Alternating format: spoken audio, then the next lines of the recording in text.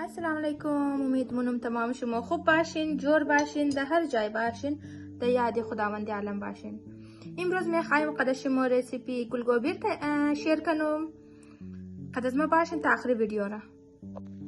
ما در اینجا گرفتم 1 کیلو گلگوبی گرفتم. اینا رو ما فالتو متنیایش کٹ کردم. تنا گل چرا اشتم. میخوایم در هلدی ویژن برای شما تیار کرده نشان بدم. منی مساله‌ایشی 1 قاشق چاول خوری یعنی 1 تیبل اسپون ما که است زیر کوریاندر پاودر گرفتم، یعنی که است پودینه خشک پاودر شی. بس دیگه که است 1 قاشق چای خوری از زیره پاودر گرفتم. نیم قاشق چای خوری ما از هلدی گرفتم. 1 قاشق چای خوری نمک گرفتم. 1 قاشق چای خوری ما منیشی از مرچ ثابت گرفتم. ای شده از من پاودر ولا مساله‌ایشی و زینال ثابت مساله‌ایشی 2 دانه الایچی سیاه میگیرم.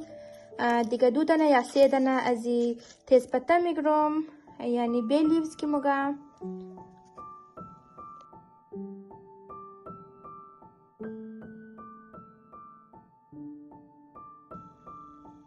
اینالی در اینجا ما پیاز سیر ادرک را خوب صحیح اینالی اینجا بلند کدام. اینالی یعنی رندازمونو 1 قاشق چای خوری ما منیزی زیره امندازمونو.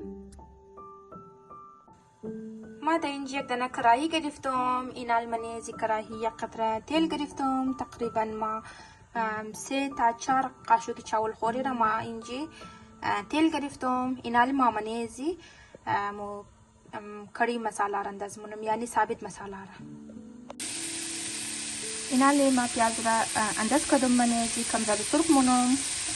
بعد زباد کسته دیگه پروسس شما نشان میدم.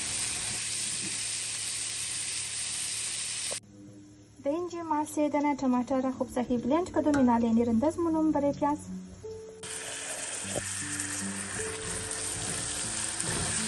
اینال 1 قطره 2 نیم را ټماټر را خرد میکس مونم. بعد برای سرزی اما مساله شما نشان دادم.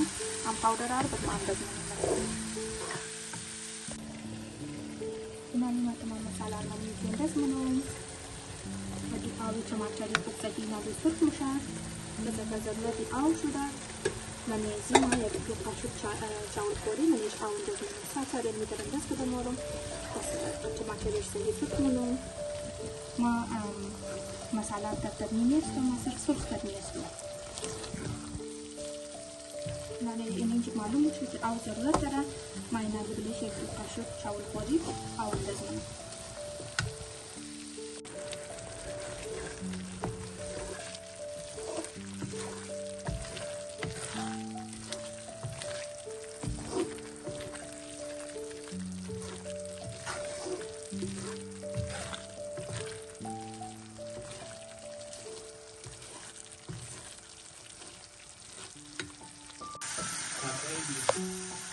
اینالی ما کسته گلگوبی را انداز کردم.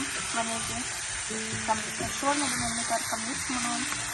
بعد بعد برای کم آب انداز کرده سرزی را دالی دیگر را بند مونم تا چی کسته گلگوبی ایجی ولا مشاکی خاکی چاکی مندایشی نیسته. منیشی کنا گول استه خاکی خاکی. اینالی ما منیزی آب انداز کردم. اینال دانه زیر بند مونم برای 10-15 منت وری دخول شما این مدت دفعه چک مونم کی کستم تای دیگ نگره. امید می‌کنم ویدیو خوش باشه. ضرور لایک و سابسکرایب کنین. بس ما دیگه ویدیو باز می‌لایم میشه. Thanks for watching.